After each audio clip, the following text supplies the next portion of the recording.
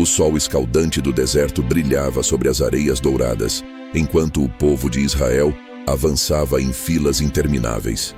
Homens, mulheres, crianças e animais moviam-se lentamente, carregando consigo a esperança de uma terra que nunca haviam visto, mas que lhes havia sido prometida. Moisés, o grande líder, caminhava à frente, seu cajado firmemente seguro em suas mãos enrugadas. Apesar de sua idade avançada, seus olhos ainda brilhavam com a chama da fé, mas ele sabia que seu tempo estava chegando ao fim. Ao seu lado, Josué, seu fiel assistente, observava o horizonte. Ele era um homem de estatura média, mas sua postura ereta e seu olhar determinado denotavam uma força interior incomum. Desde jovem, Josué havia servido a Moisés, aprendendo com ele não apenas a liderar, mas a confiar no Deus que os havia tirado do Egito com mão poderosa. Moisés parou e colocou uma mão no ombro de Josué. "Chegou a hora", disse ele, sua voz grave ecoando no silêncio do deserto. "Você conduzirá este povo à terra prometida. Seja forte e corajoso, pois o Senhor estará com você." Josué sentiu um frio na espinha. Ele não era Moisés. Não tinha a mesma eloquência, a mesma autoridade. Mas olhou para o povo e viu em seus rostos a mesma esperança que ardia em seu coração. Ele não estava sozinho. Deus estava com ele.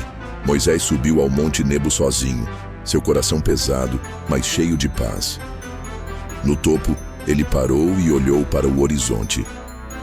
Ali estava Canaã, a terra prometida, estendendo-se diante de seus olhos como um tapete verdejante. O Senhor havia cumprido sua palavra, permitindo que Moisés visse a terra, mesmo sabendo que não entraria nela.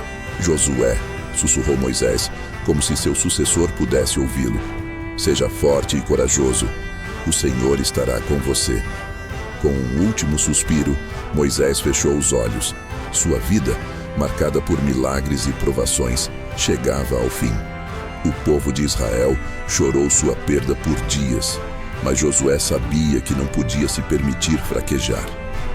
Ele agora era o líder, e a terra prometida não seria conquistada com lágrimas, mas com fé e ação. Naquela noite, enquanto o acampamento repousava em silêncio, Josué caminhou até as margens do Jordão. Sua mente estava repleta de dúvidas e preocupações. Como poderia ele, um simples assistente, liderar o povo de Israel na conquista de Canaã? De repente, uma luz brilhante iluminou o céu. Josué caiu de joelhos ao ver um anjo diante dele, com uma espada desembainhada na mão. "Tire as sandálias, pois o lugar onde você está é santo", disse o anjo, sua voz ecoando como um trovão. Josué obedeceu tremendo. "O que o Senhor deseja de mim?", perguntou ele. "Seja forte e corajoso", respondeu o anjo. "Eu estarei com você, assim como estive com Moisés. Não tema, pois o Senhor cumprirá a sua promessa." Quando a visão desapareceu, Josué sentiu uma paz que nunca havia experimentado antes. Ele não estava sozinho. Deus estava com ele. Ao amanhecer, Josué reuniu o povo às margens do Jordão. As águas turbulentas do rio pareciam intransponíveis, mas ele sabia que Deus havia prometido abrir um caminho. "Santifiquem-se", ordenou Josué, "pois amanhã o Senhor fará maravilhas entre nós." No dia seguinte, os sacerdotes carregando a Arca da Aliança avançaram em direção ao rio. Assim que seus pés tocaram as águas, o Jordão parou de fluir. As águas se acumularam em uma muralha distante e o leito do rio ficou exposto, seco e firme. O povo atravessou em silêncio, maravilhado com o poder de Deus. Homens, mulheres, crianças e animais passaram em segurança, enquanto os sacerdotes permaneciam no meio do rio, segurando a arca. Josué liderava à frente, seu coração cheio de gratidão e admiração. Quando todos haviam cruzado, Josué ordenou que 12 homens, um de cada tribo, pegassem pedras do leito do rio. Estas pedras serão um memorial, disse ele, para que as gerações futuras saibam que o Senhor secou o Jordão diante de nós. O povo acampou em Gilgal, renovado em sua fé e pronto para o que estava por vir. Jericó erguia-se à distância, seus imponentes muros parecendo desafiar qualquer tentativa de conquista. Josué sabia que a cidade era fortificada, mas também sabia que a vitória não dependia de força humana, mas da obediência a Deus. Enquanto Josué refletia sobre o desafio, um homem apareceu diante dele com uma espada na mão. Eu sou o comandante do exército do Senhor, disse ele. Josué caiu de joelhos em reverência. O que o Senhor deseja que eu faça? O homem deu instruções claras. Marche ao redor da cidade uma vez por dia durante 6 dias. No 7º dia deem 7 voltas, e ao som das trombetas todo o povo gritará. Os muros cairão e a cidade será sua. Josué obedeceu sem hesitar. No 1º dia, ele liderou o povo em uma marcha silenciosa ao redor de Jericó. Os sacerdotes carregavam a Arca da Aliança, e 7 deles tocavam trombetas de chifre de carneiro. Os habitantes de Jericó observavam de cima dos muros, confusos e temerosos. Por 6 dias, o ritual se repetiu. No 7º dia, Josué levantou-se antes do amanhecer. Hoje, ele disse ao povo, o Senhor entregará Jericó em nossas mãos.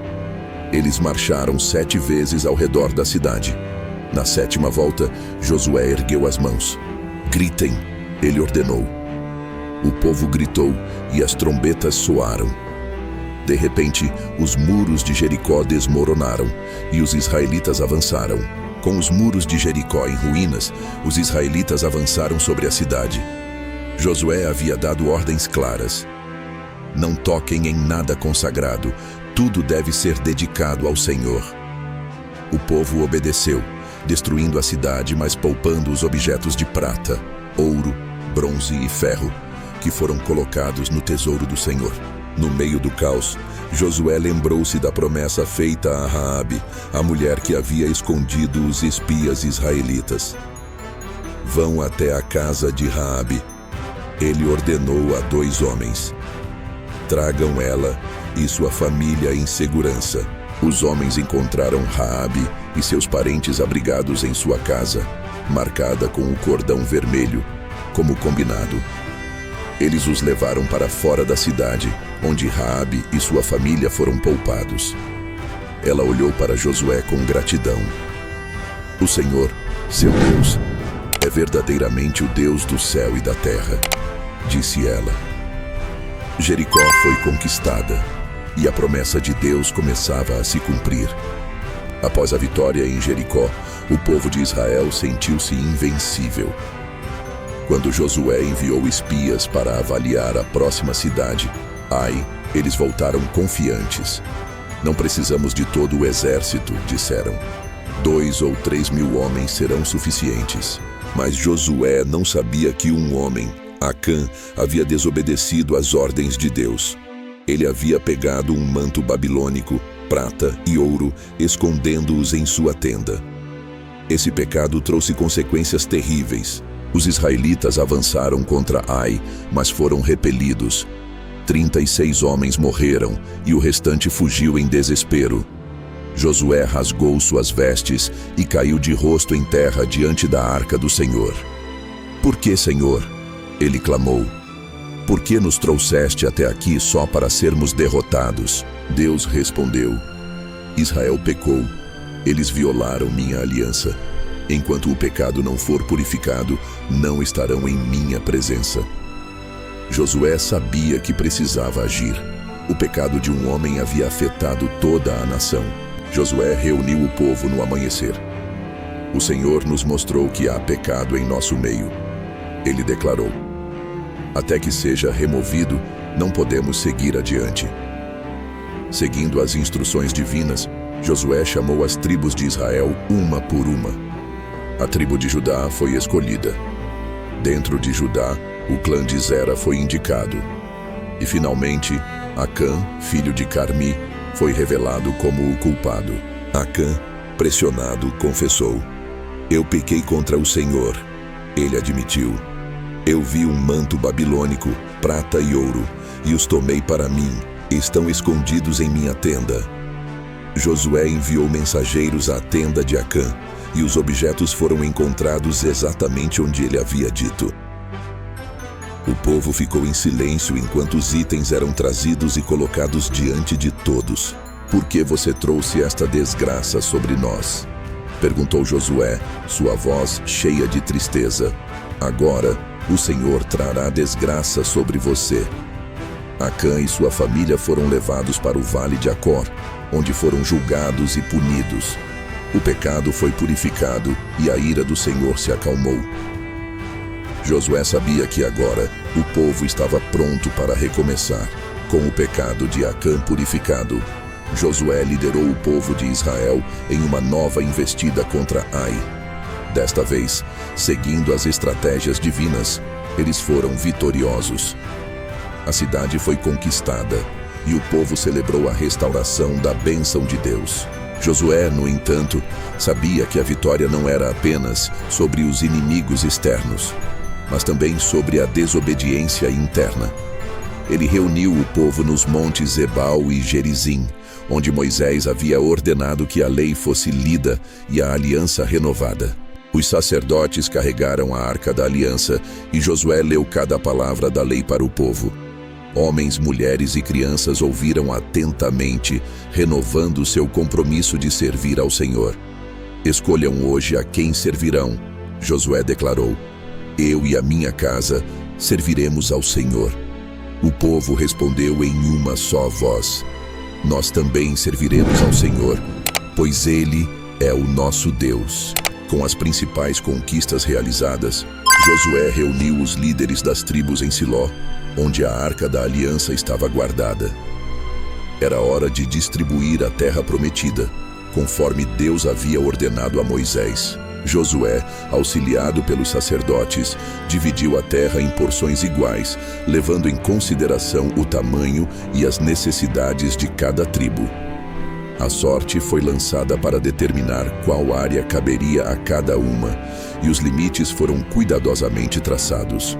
Cada tribo recebeu sua herança com gratidão, lembrando-se das promessas feitas a seus antepassados. Josué supervisionou tudo com sabedoria, garantindo que a divisão fosse justa e que ninguém ficasse sem um lugar para chamar de seu. Esta terra é um presente do Senhor, Josué declarou. Cuidem dela e lembrem-se de que Ele é o verdadeiro dono. O povo assentou-se em suas novas terras, começando a construir suas vidas na terra prometida. Josué, agora idoso e com cabelos grisalhos, reuniu todo o povo de Israel em Siquém. Ele sabia que seu tempo estava chegando ao fim, mas havia uma última mensagem que precisava compartilhar. Escutem, líderes de Israel. Ele começou, sua voz firme e cheia de autoridade. O Senhor, nosso Deus, cumpriu todas as promessas que fez a nós. Ele nos deu esta terra, derrotou nossos inimigos e nos abençoou abundantemente. Ele olhou para as multidões, seus olhos brilhando com paixão. Mas agora, escolham hoje a quem servirão. Sejam os deuses que seus antepassados serviram além do Eufrates, ou os deuses dos amorreus, em cuja terra vocês estão vivendo. Quanto a mim e à minha casa, serviremos ao Senhor. O povo respondeu em uma só voz: longe de nós abandonarmos o Senhor para servir a outros deuses. Foi o Senhor quem nos tirou do Egito e nos protegeu em nossa jornada. Nós também serviremos ao Senhor, pois Ele é o nosso Deus. Josué sorriu, satisfeito. Vocês são testemunhas contra vocês mesmos de que escolheram servir ao Senhor. Após seu discurso final, Josué retirou-se para sua casa em Timnat-Sera, uma pequena cidade nas montanhas de Efraim. Ele passou seus últimos dias em paz, cercado por sua família e amigos, refletindo sobre tudo o que Deus havia feito por meio dele. Um dia, enquanto o sol se punha sobre as colinas, Josué fechou os olhos pela última vez. Ele morreu com 110 anos, deixando para trás um legado de fé, coragem e obediência a Deus. O povo de Israel chorou sua perda, mas sabia que Josué havia cumprido sua missão. Ele os havia conduzido à terra prometida e os ensinado a confiar no Senhor. Josué foi sepultado em sua propriedade e uma grande pedra foi erguida como memorial. Enquanto o povo seguia em frente, a promessa de Deus continuava viva em seus corações. Anos se passaram desde a morte de Josué e a terra prometida floresceu. As tribos de Israel prosperaram, cultivando os campos, construindo cidades e vivendo em paz. As promessas de Deus haviam sido cumpridas e o povo lembrava-se de Josué com gratidão. As pedras que ele havia erguido como memoriais ainda estavam lá, lembrando a todos das grandes obras do Senhor. E enquanto o sol brilhava sobre as colinas verdejantes, o povo continuava a servir a Deus, honrando o legado de fé e coragem que Josué havia deixado.